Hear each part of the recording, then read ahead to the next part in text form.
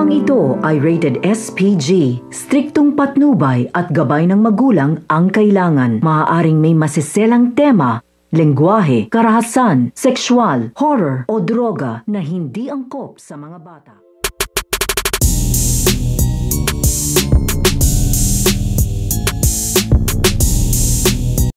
Ang pakikipaglaban at ang pakikipagtuos nito nga ni Narda dito nga sa masamang mga nilalang dahil nagkalat na nga dito ang kapangyarihan nito ngang higanteng robot na pinakalaban nga ng kanyang ina na ito nga si Yunor dahil sa pagpapasabog nga ng malaking bato na ginamit nga dito nito nga ni Yunor upang matabunan nga dito ito nga higanteng robot at hindi na nga ito makalabas ay dito na nga pinasabog ng mga tauhan nito nga ni Mayor at sa pagsabog nga nito ay dito na nga nagkalat itong ang kapangyarihan ng giganting robot at sa pagkalat nga nito ay kalat nga ito ng kasamaan at gulo dito nga sa kanilang lugar. Kaya nga ito nga si Narda ay tumutulong nga ito sa pakikipagtuos at pakikipaglaban kahit wala nga sa ditong kapangyarihan o atmas ay nagpapatuloy nga itong nakikipaglaban. Kaya naman ito nga si Narda ay pisyo nga dito ang kanyang ginagawa dahil hindi nga dito matiis itong ang kanyang mga kababayan sa paghingi nga ng tulong.